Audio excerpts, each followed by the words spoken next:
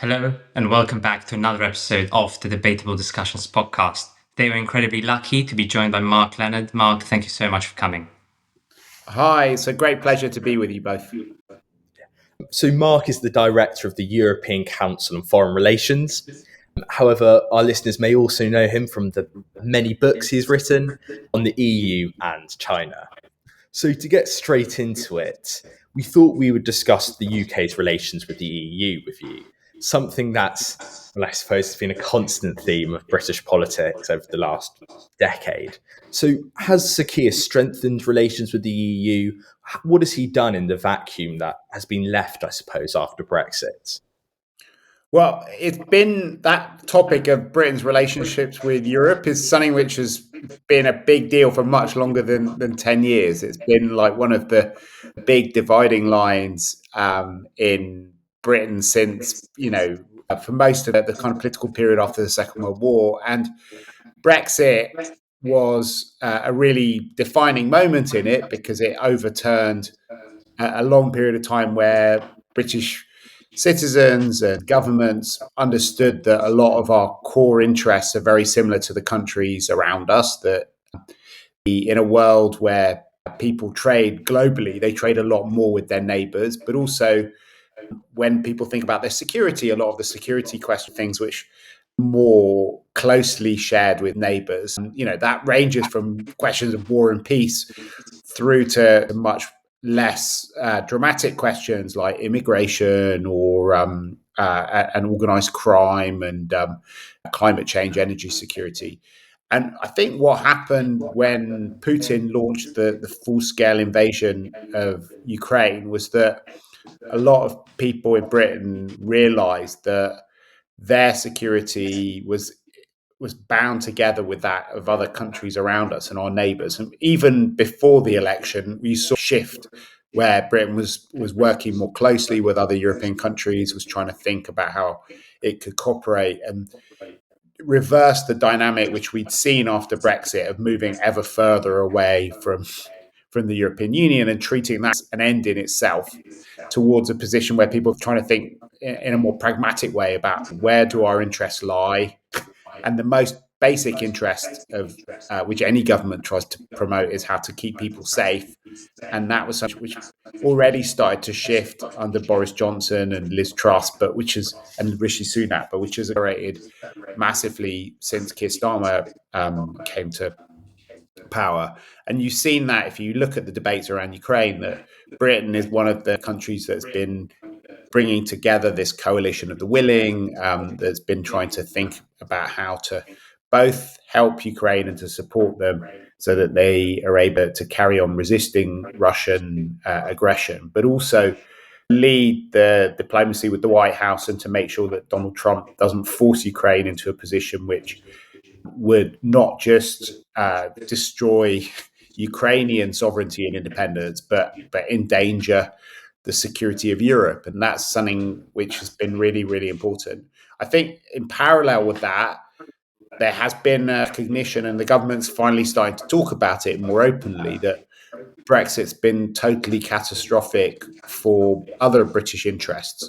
On migration, we used to have a situation where the French would take illegal migrants back to France. There were all sorts of arrangements to cooperate around migration, which is a really big issue. But that had totally broken down, partly as a result of Brexit and the fact that Britain left a lot of the arrangements that were taking place there. But even more dramatic has been the impact on the British economy, which has been really, really catastrophic.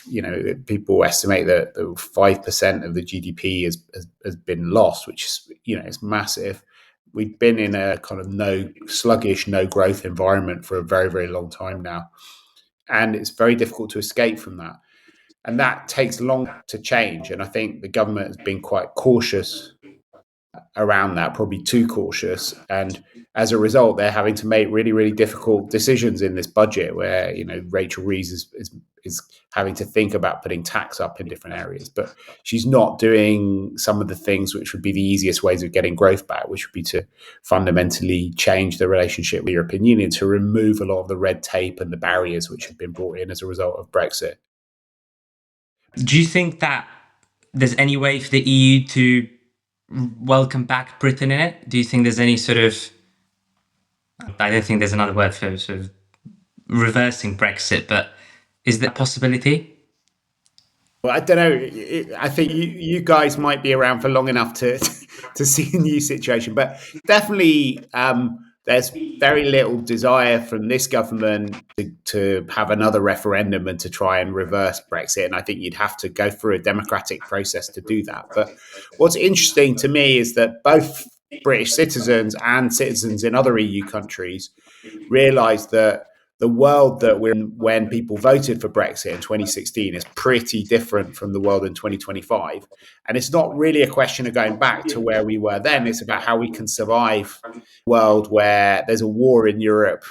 You have aggression from Russia. You've got China bullying different countries with access to rare earth and putting them under a lot of pressure. And you've got a very unpredictable and unreliable American president who is raising questions about NATO and about how much we can depend on the US in the future. And that does mean that we need to think again about how we keep ourselves safe in the world. And other European countries are doing that as well. My organisation, European Council on Foreign Relations, did a big opinion poll, both in Britain, but also in about a dozen European countries after Trump was elected, and asked them about that. And what we saw is that on both sides, people have moved on from the Brexit era divisions, and they want to find ways of working together pragmatically on security, on building closer economic relationships.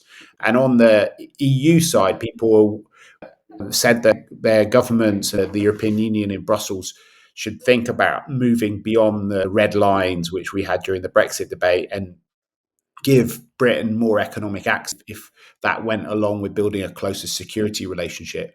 And in Britain, what we found is that even in parts of the country that had voted to leave the European Union in 2016, large numbers of people, a majority of people, including a majority even of Leave voters, were in favour of introducing all sorts of ways of getting closer to Europe, including even having a return to free movement if it meant that Britain could get back to having access to the single market. So I think there's a much more pragmatic atmosphere at the level of public opinion than there is in governments, because governments are very, very cautious and I think slightly traumatized by the experience of 2016. But in my mind, and I think certainly in the mind of most British citizens, the question is not about going back in time and getting back in a time machine to 2016 when, Barack Obama was in the White House and you had a very different global environment. We were talking about having a golden age of relations with China rather than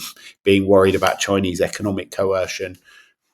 And Britain was, I think, still the fifth biggest economy in the world. And we're now in a very different place to that. And I think we need to find pragmatic ways of working with our closest neighbours on trade, on security, and to deal with issues like migration, energy security, and all the sorts of things which are driving up bills and the cost of living for British citizens. Yeah, and I agree with that. I think the main thing for Sir Keir is not to think about rejoining the EU, but as you said there, to acclimatise, because 2016 and that Brexit referendum and the process was so long, it was so expensive that wherever you fall on the debate, and it's so impractical almost, as you said, go back in time and try and hold another referendum. And definitely for Sir Keir's government, he almost needs to acclimatise in it and focus what he can do best, I suppose. But across Europe, I suppose, tensions are still quite tenuous with you. And in particular, we've seen with Italy, I think they've introduced another sort of rule change recently. How are their relations with in particular in that idea of, there's been sort of talks about Giorgia Meloni wanting to further distance Italy from the European Union? Actually, Giorgia Meloni talked a lot about that, and her party did, before she became prime minister. But she's been very, very determined to make sure that Italy was a good European citizen and was right at the heart of European decision making since she's been in. A few years ago, before she became prime minister, there were people in her party who were talking about leaving the euro, maybe even leaving the European Union. And when she came to power, she made it absolutely clear that she had no intention of going down that route, that she believed in Italy being a kind of firm member of the European mainstream. And she's even gone against Italian public opinion and been a very strong supporter of Ukraine as well, which is not something which is universally popular in Italy. I think one of the consequences of Brexit actually is that a lot of countries where you had large Eurosceptic parties have changed their position because they saw what a disaster Brexit was for Britain. So the paradoxical impact of our referendum to leave the European Union was to make the European Union really popular everywhere else. It had like record levels of popularity.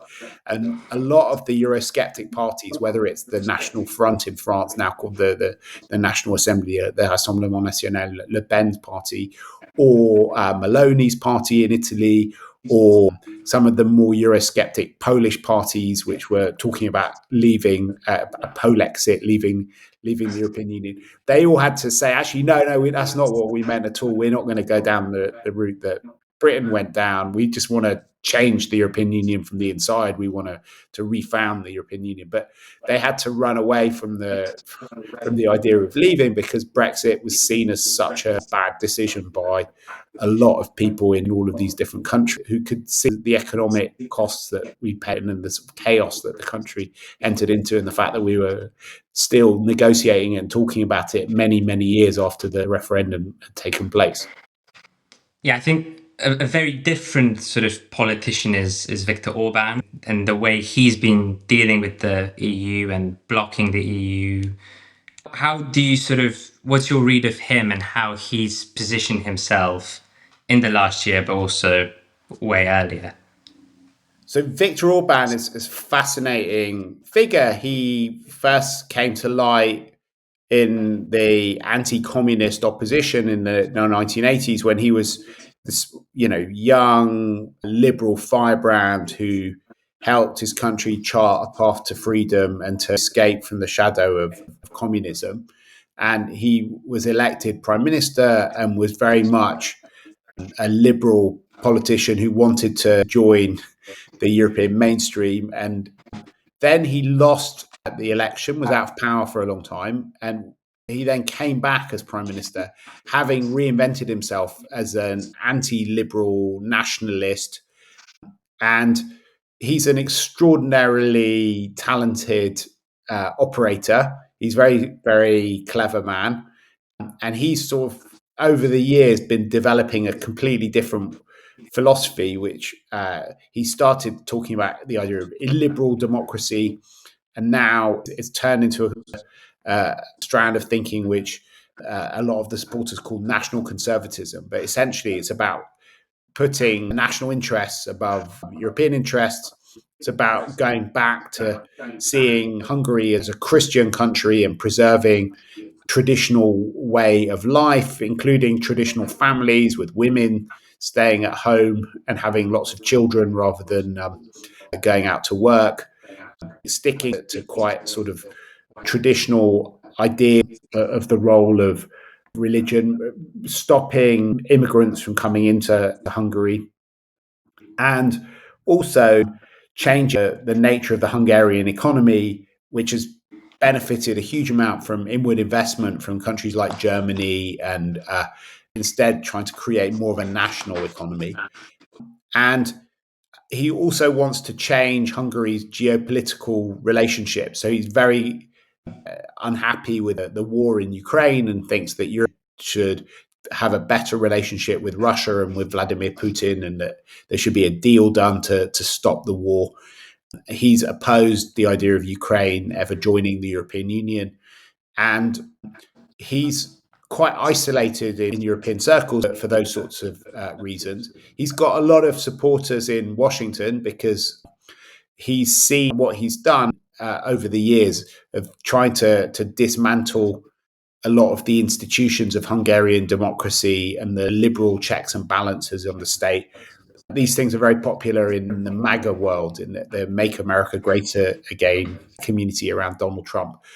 So he has a lot of admirers on the right of politics in different places who see his playbook of coming to power, staying in power for a very long time, and gradually shutting the opposition out of the media, changing the law court and other institutions so that they don't stop him from doing whatever he wants to do in Hungary, and using them to wipe out opposition in civil society and other political parties.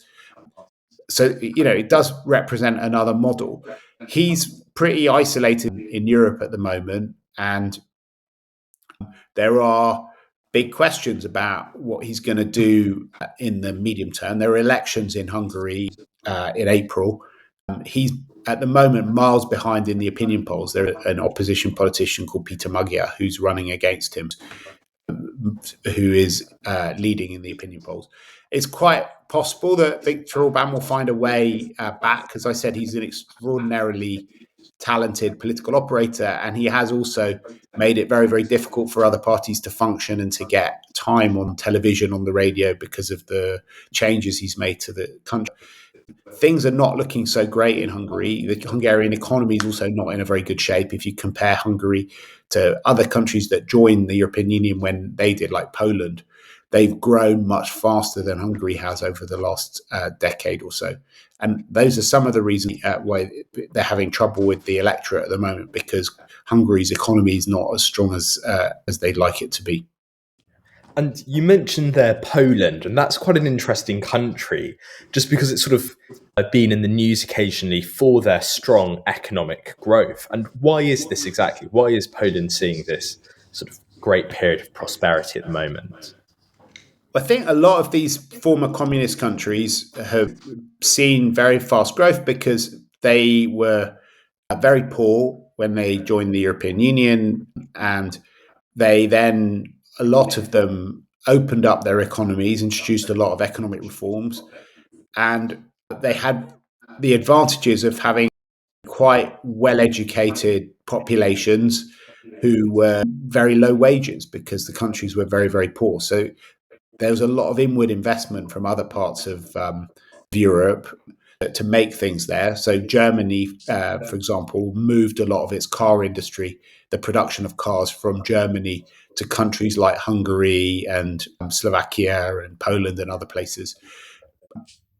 And so you sort of saw fast growth because they go from a kind of low level of economic development, but had these very well-educated workforces, which they had from beforehand. And also, because they were in the European Union, they had access to the single market, which means that, you get access to half a million consumers as a result of being able to operate there. So these were very, very positive circumstances.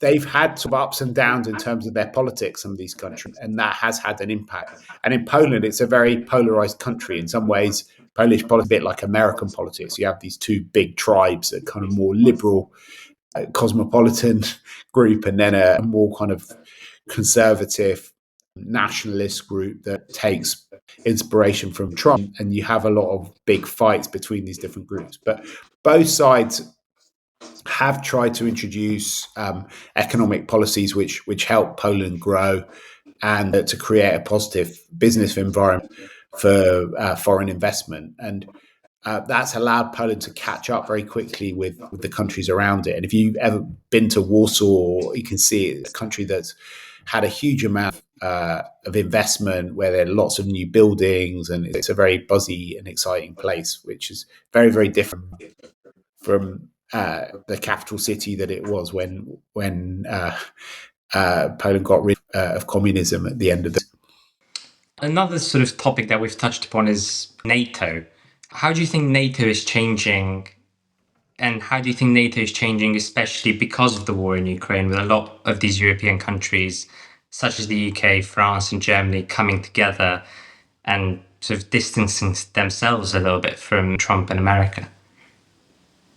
So when the full-scale war in Ukraine started, this was an absolute body blow to many European countries who saw war come back to the European continent. They felt very, very uncomfortable and scared, frankly, and realized that the long peace dividend, which had started at the end of the Cold War, was going to need to come to an end. And as a result, lots of countries started investing much more in defense than they had done beforehand. But it also revived their transatlantic relationship. You know, the French president Emmanuel Macron had said that NATO was brain dead before that, and there wasn't much interest in working on European security. The Americans had been thinking much more about shifting resources out of Europe towards Asia. There was a pivot to Asia going on. And when President Biden was still in office, there was a big shift back to thinking about how do you contain Russia? How do we stop Russia from completely destabilizing the European continent and attacking other neighbors? How do you support Ukraine in its efforts to defend itself, but also deter Russia from further invasion in other places? And lots of European countries struggled for a while to really pull their weight. So at the beginning of the war, America was providing the bulk of the military support for the Ukrainians and a lot of the money which went to Ukraine. And it took quite a long time for European countries to have been enjoying living in a period of peace to be able to produce artillery and shells and the sorts of things that were needed to fight this war. What you've seen over the last few years is an absolute revolution in terms of how European countries think about their own security. And it started when President Biden was still in office. So you had countries like Finland and Sweden that had been neutral countries that had not been part of NATO, joining NATO and completely changing the way that they thought about their security. And other countries like Germany that had, because of the legacy of World War II, had quite a pacifist culture and were very worried about getting involved in wars, start to take defense much more seriously and to massively increase the amount that they were spending on defense. And then when Donald Trump came into the White House and expressed some doubts about the viability of NATO and said that he has a very different attitude towards allies. Most American presidents see alliances and allies as making America much stronger, whereas Donald Trump's had this idea since the allies are basically like vampires that are sucking America dry and getting Americans to pay for things that they should do themselves. So he had been obsessed for a long time with getting other countries to pull their weight. And you saw, as soon as he came in, a real sense amongst European countries that they needed to do a lot more to keep themselves safe. So you've had big increases in defense spending. And as part of the Trump management strategy, they agreed in The Hague earlier this year at the NATO summit to increase their defense spending to 3.5%. Because before that, there'd been a target of 2%, which no one had met. Now, Europeans are really meeting if you collectively, they're meeting the 2% target. And most European countries in NATO have already passed that threshold. But they agreed to go up to 3.5% on military and then another 1.5% on thinking about how you prepare our societies so that to be ready for an era of where there's much more insecurity. And that together adds up to 5%, which is a big signal to the Americans. But ultimately, at the moment, Europeans and European armies, because they're so used to fighting with America and having American support, can't do a lot of the basic things that you need to fight a war without America. So there are big gaps to do. Some of it's to do with logistics. How do you do air-to-air refueling? How do you transport large numbers of troops around? Some of it's to do with particular capabilities like long-range missiles and above all nuclear weapons and nuclear deterrent. But also things such as intelligence, satellites, reconnaissance, and things like that.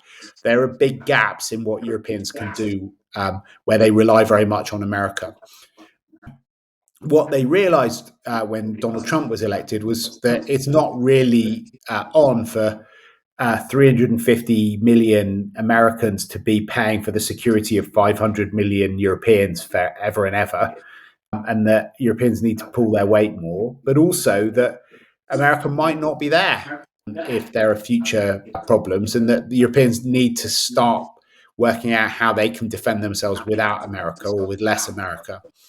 So we're going through this period where, on the one hand, Europeans are trying to keep America engaged as long as possible to persuade Trump that they're pulling their weight in NATO and to bind him in, but at the same time, quietly trying to prepare themselves so that they don't depend as much on America. And that's a long project. There's some things you can do now immediately, but it takes a long time to build up defense stocks and new types of weapons and technologies. And these things can take years, sometimes even decades to come online. So there's this delicate balancing act. On the one hand, doing the Trump management, which you need for the short term to keep him on board, and in the longer term to start building Europeans' ability to stand on their own 2 feet. And, that's the big project that all European countries are engaged in. And I think that's the most dramatic way that Britain's got closer to Europe, is trying to help other countries go through the same process that British people themselves are going through. So no one wants to undermine NATO and to encourage the Americans to withdraw any more quickly than they would anyway. But at the same time, it would be irresponsible to assume that they'll be there in the way that they were during the Cold War in the future. Yeah, and that idea is very interesting because, as someone who's watched the news when I was young, you have seen this sort of awakening in the importance of NATO. But then I even remember when being at school, when Trump expressed those concerns quite a few years ago and was almost threatening the US to leave NATO. And I did, I'm by no means a Trump supporter, but I did understand where he was coming from in the base way of he was almost bankrolling NATO. And Trump thought wrongly in a way. Well, I mean, he's right to think this, but Trump saw Europe as dependent on the USA. And I suppose, he's not a particularly generous leader in many ways. So perhaps he didn't feel the need to come to Europe's defense. But I can see what was going on in Trump's head. But he obviously should be there for the collective security of Europe. But I think he sees us all as some sort of economic burden, I suppose. But thinking of Trump, just because he sort of seems to dominate any foreign relations news, he's called making peace deals his hobby recently as well. How successful do you think his plan will be in Gaza? Do you think he will be able to bring peace to this region? Well, I think we all have to hope that he is successful. It's very, very difficult to see a pathway from where we're at the moment to a viable two-state solution where you have two states living together in security and in freedom. And it's a vision which I think most European governments have supported, since the 1980s, and which most people think is probably the only sustainable way of stopping the bloodshed and terror and horror that has blighted the life of many people in Israel and on the Palestinian side for a long time. Things which came to an absolutely tragic and murderous took on an absolutely tragic and murderous form on the 7th of October and in the war in Gaza after then. So it's really hard to work out how we go from here to there. There are lots of reasons to be pessimistic. There is no unified Palestinian authority that's able to take on the management of Gaza and the West Bank and to start building a state. You have a far-right Jewish supremacist element in the Israeli government that is against the idea of a two-state solution and that is supporting policies which I think are going to do real damage to Israel's legitimacy around the world and its long-term viability. And it's quite hard for outsiders to get Israelis and Palestinians to do things which they don't want to do. I think you need to work with the grain, and where there have been advances before, it's because you had an idea that there could be partners on both sides. When you had Rabin in Israel and Yasser Arafat trying to change the role of the PLO, there was a hope that you might be able to move forward on that. It's much, much tougher now. But at the same time, what's happened in the last few weeks with the ceasefire, with the assembling of an international coalition that involves Egypt and the Gulf states and Europeans to try and hold the hands of and support what comes out of these processes is a very sort of positive thing. And there's nothing that one would disagree with in the 20-point plan that Trump put forward. But, we're already seeing how fragile it is, and it's very difficult to see how you move forward beyond that first phase of releasing the hostages and letting the humanitarian support back into the territories.